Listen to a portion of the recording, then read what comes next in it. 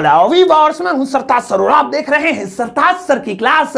तो भाई साहब, आज है हमारी 30 दिनों की फ्रेजेस की क्लास का 20वां मतलब 20वां दिन। और आज के दिन मैं आपको बेयर शब्द से, बेयर मतलब भालू, उससे जुड़े कमाल कमाल के इंग्लिश के 10 फ्रेजेस सिखाऊंगा जो बहुत ज्यादा यूज होते हैं और आप तो हिल जाओगे, सुन के मजा आ जाएगा, आपको डांस करने लगोगे। सही है, इनका यूज आप स्पीकिंग में भी कर सकते हो या एसएससी सीजीएल पीजीएल जो भी अगर चाहो तो दे दो, नहीं तो कोई दिक्कत ना है, रात चल रहा है तो वो भी कर सकते हो। वह स्पीकिंग में करना मजेदार है। अब बेयर शब्द से जुड़े कमाल कमाल के 10 इंग्लिश के फ्रेजेस उनकी हिंदी मीनिंग के साथ सीखने के लिए इस वीडियो को अंत तक जरूर देखिएगा। आगे बढ़ने से पहले चैनल को सब्सक्राइब कर दीजिए, सब्सक्रिप्शन बटन में एक बेल आइकन को उसको दबा दीजिए ताकि रोज आने वाली वीडियोस के नोटिफिकेशन आपको बिल्कुल टाइम पर मिल जाए।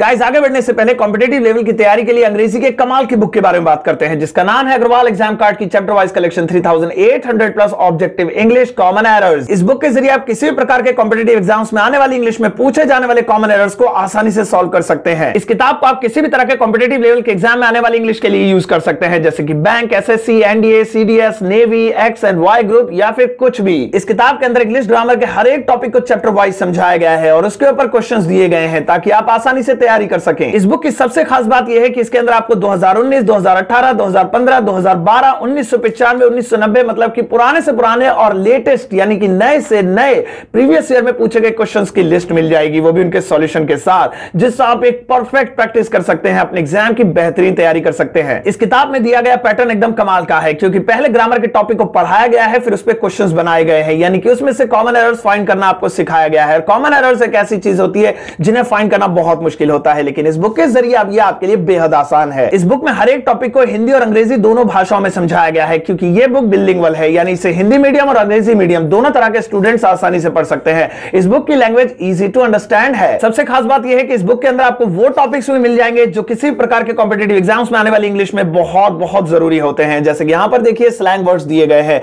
इनमें से बहुत सारे वर्ड्स आपको इंटरनेट पर भी नहीं मिलेंगे, लेकिन ये सारे वर्ड्स आपको एक ही जगह एक ही किताब में मिल जाएंगे। तो किसी प्रकार का कॉम्पिटिटिव एग्जाम हो, अगर उसमें आपको इंग्लिश को क्रैक करना है तो एक ही नाम याद रखना, अग्रवाल एग्जाम कार्ड की chapter wise collection 3800 plus objective English common errors. इस बुक को खरीदने के लिए लिंक मैंने वीडियो के डिस्क्रिप्शन बॉक्स में दिया हुआ है, जाकर अभी परचेज कर लीजिए क्योंकि पेपर इसमें से पक्का फंसेगा। तो चलिए गाइस, शुरुआत करते हैं इस वीडियो की और आज के दिन मैं आपको सिखाता हूं बेयर शब्द से बने कमाल कमाल के 10 इंग्लिश के फ्रेजेज।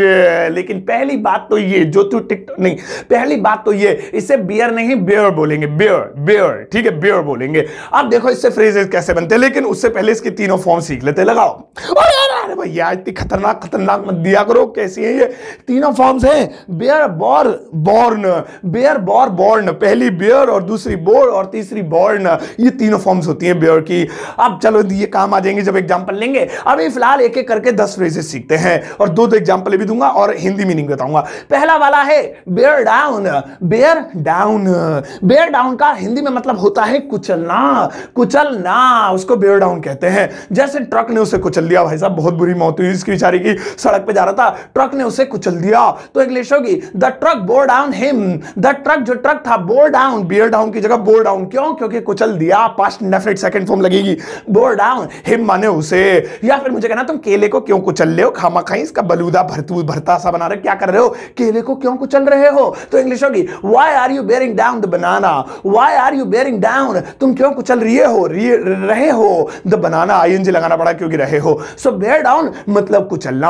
आओ अब नेक्स्ट वाला देखें। और भैया नेक्स्ट वाला है bear away. Bear away, bear away का हिंदी में मतलब होता है जीतना, जो विन का मतलब होता है वही बेयर अवे का मतलब होता है जीतना। जैसे मुझे कहना है विद्यार्थियों ने बहुत सारे प्राइज जीते, बहुत सारे इनाम जीते, विद्यार्थियों ने बहुत सारे इनाम जीते, तो इंग्लिश होगी the students bore away many prices.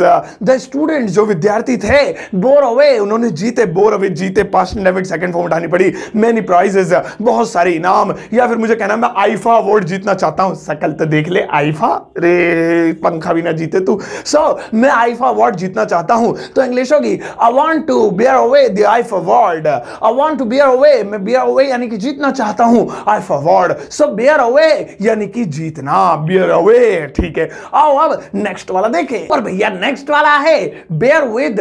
Bear with, bear with का हिंदी में मतलब होता है सहना या बर्दाश्त करना। सहना, सहन करना किसी चीज को, या बर्दाश्त करना, एक ही बात है। बर्दाश्त करना है, सहन करना बात एक है, लेकिन लिख दिए दो दो। सहना या बर्दाश्त करना, जैसे मुझे कहना है मैं तुम्हें और नहीं सह सकता हूं, तुम्हें और बर्दाश्त नहीं कर सकता हूं, दफा हो यहां से, चलो खत्म करो। मैं तुम्हें और बर्दाश्त नहीं कर सकता हूं या और सहन नहीं कर सकता हूं, तो इंग्लिश होगी I can't bear with you any more. I can't, मैं नहीं सकता हूं, बेयर विद यू, तुम्हें बर्दाश्त करना या तुम्हें सहना, एनी मोर, और अब मैं तुम्हें और बर्दाश्त नहीं कर सकता हूं। या फिर जैसे मुझे कहना है वो अपने पति को 2 साल से बर्दाश्त कर रही है, उसका पति शराब पीने लगा है, वो किसी से कह नहीं रही है, लेकिन बेचारी अब कोर्ट का दरवाजा खटखटाएगी और सबको बताएगी। वह अपने पति को 2 साल से बर्दाश्त कर रही है या सहन कर रही है, सह रही है, तो इंग्लिश होगी she has been bearing with her husband for 2 years। She has been, present perfect continuous tense है, समय वाला हैज बीन लगेगा, आईएनजी वाला। बेयरिंग विद हर हस्बैंड, अपने हस्बैंड को बर्दाश्त कर रही है, सह रही है, फॉर 2 years, 2 सालों से। सो अब आप किसी को भी या किसी चीज को बर्दाश्त कर रहे हैं, सहन कर रहे हैं, यानी आप उसको बेयर विद कर रहे हैं, सही है। आओ अब नेक्स्ट वाला देखें। और भैया नेक्स्ट वाला है bear plus object. Bear plus object, इसका हिंदी में मतलब होता है उठाना।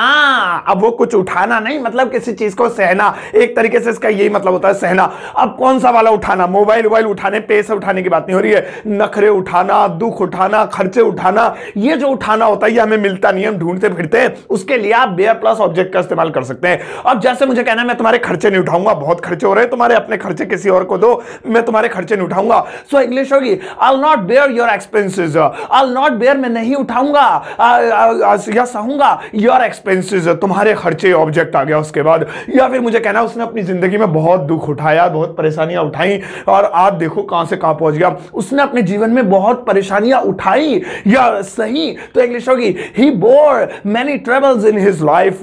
he bore many troubles, bear की सेकंड फॉर्म आ गई bore many troubles in his life।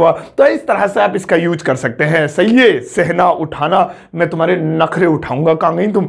आओ अब नेक्स्ट वाला देखें। और भैया नेक्स्ट वाला है bear out. Bear out, bear out का हिंदी में मतलब होता है साबित करना, यानी प्रूव करना, साबित करना।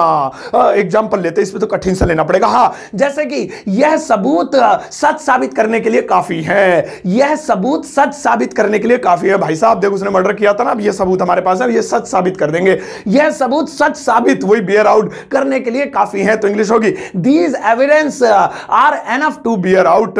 दीज एविडेंस, ये जो सबूत हैं, आर एनफ, वो काफी हैं, टू बेयर आउट, सच साबित करने के लिए, the truth, bear out the truth. हाँ, ये भी तो बोलना पड़ेगा, सच साबित करने के लिए बेयर आउट द ट्रुथ। नीचे देखा नहीं, मैं नीचे लिखा है ट्रुथ कोने में, लेकिन मेरी थोबड़ा नहीं पड़ा वहां पे। हाँ, एक और बनाते हैं। जैसे मुझे कहना है तुम झूठ को साबित नहीं कर सकते हो, समझ गए, तुम झूठ को साबित नहीं कर सकते हो, तो इंग्लिश होगी you can not bear out the false. You can not यानी you can't bear out the false. False माने झूठ।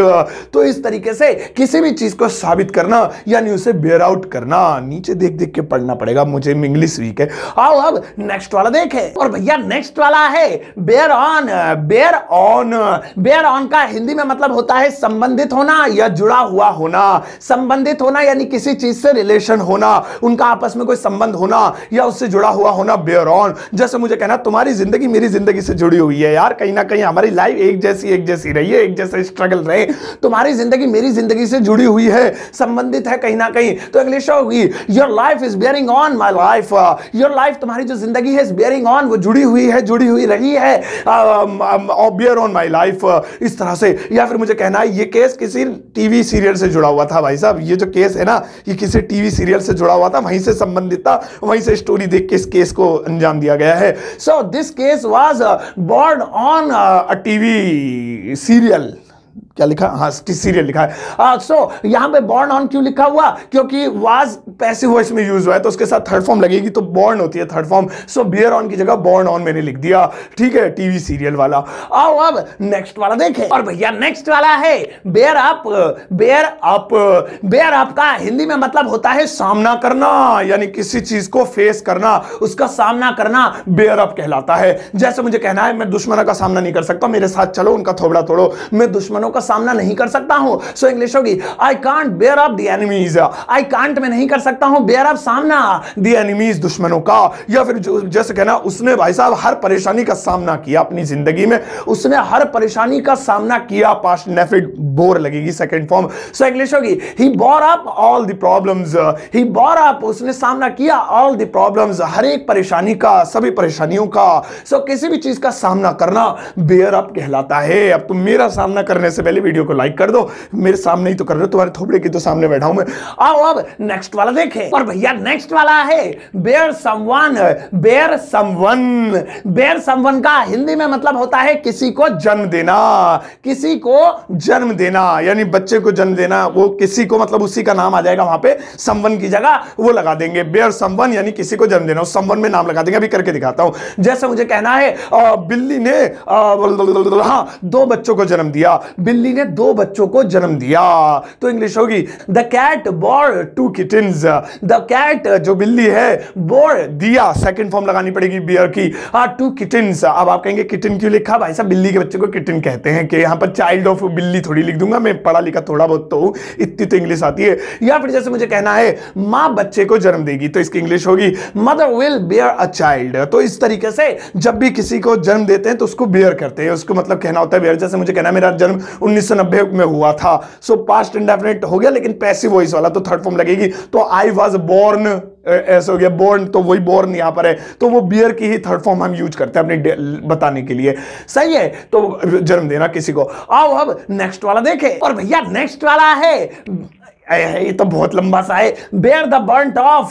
बेयर द बर्न्ट ऑफ, पता नहीं याद भी रहेगा नहीं, मुंह से भी, मुंह की तो छोड़ो, फेफड़ों में से ही ना निकलेगा, वहीं फंस जाएगा। क्या लिखा? Bear the burnt of. Bear the burnt of. Bear the burnt of का हिंदी में मतलब होता है खामियाजा भुगतना, यानी किसी काम के भुगतान करना, भुगतना उसे, भुगत अब तूने गलत किया है, भुगत इसको, भुगत भुगत भुगत। सो खामियाजा भुगतना।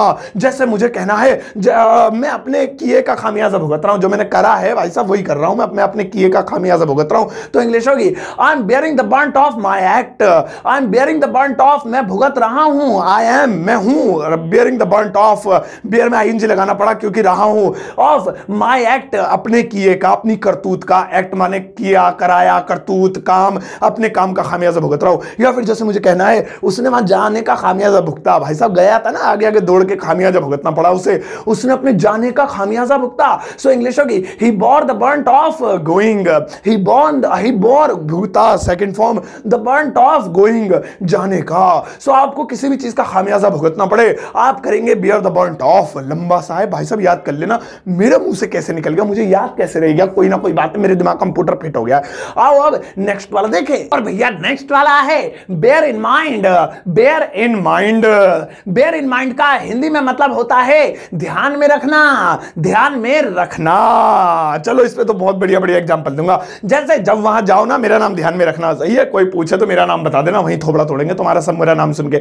जब वहां जाओ तो मेरा नाम ध्यान में रखना, तो इंग्लिश होगी bear in mind my name when you go there. Bear in mind ध्यान में रखना माय नेम मेरा नाम, व्हेन यू गो देयर जब तुम वहां जाओ। या फिर जैसे मुझे कहना है ऑफिस आने से पहले चाबियां ध्यान में रखना, कभी चाबियां भूल जाओ, सही है, ऑफिस आने से पहले चाबियां ध्यान में रखना, चाबी को भूल मत जाना। सो इंग्लिश होगी bear in mind the keys before going to office. Bear in mind the keys, चाबियों को ध्यान में रखना ऑफिस जाने से पहले, before going to office, before coming to office, going to, confuse हो गया मैं। सब बेयर इन माइंड, भाई इतना याद रखो, मैं कंफ्यूज ही होता हूं 24 घंटे कि किसी चीज को ध्यान में रखना। रुको रुको रुको रुको, अब तुम ध्यान में रख लो कि इससे पहले भग लो। मैडम इनके लिए एक छोटा सा यू वर्क लगाओ, ऐसे गुलदस्ता। ये रहा भैया आपका यू वर्क, 3 सेंटेंसेस है, इन्हें तीनों को इंग्लिश में ट्रांसलेट करना, वही बियर वाले जो मैंने आज आपको सिखाए हैं फ्रेजेस, उन्हीं में से कोई जो फिट बैठे उनको लगा के इंग्लिश बना देना। इसके इंग्लिश इस वीडियो कमेंट बॉक्स में जाके चेप देना, मैं अपना हर्ट दूंगा, आते जाते सभी लोग लाइक करेंगे अपने और आपके होमवर्क को प्यार करेंगे, पुचकारेंगे ऐसे ऐसे। अगर आप चाहते हैं इसका आंसर देखना तो वो आपको कल वाली वीडियो में दिखेगा, लेकिन जरूरत क्या, आप सही बनाते हो, don't worry, you are intelligent more than me. इसका आंसर आपको कल वाली वीडियो में मिलेगा, लेकिन बीते हुए कल की वीडियो में जो आप क्वेश्चन पूछे थे उसका आंसर देख ले, लगाओ। ये रही उसके आंसर शीट, मैच कर लो, वैसे सही करे थे, क्या जरूरत है। तो भैया आज मैंने आपको बेयर वाले कमाल कमाल के सिखाए। बेयर माने भालू भी होता है, लेकिन आज देखो बेयर से बनने वाले कितने कमाल कमाल के मैंने आपको फ्रेजेस सिखाए, याद कर लो, लाइफ में बहुत काम आते हैं। ये कोई पूछे कोई ना पूछे, तुम ही किसी से पूछ लो, उसका थोबड़ा सूझ जाएगा, उसे तो आती ना होंगे। सही है, अब जाओ इस वीडियो को सबके साथ शेयर करना, मुझे इंस्टाग्राम पे फॉलो कर लेना, और जाते जाते एक प्यारा सा लाइक देकर जाना।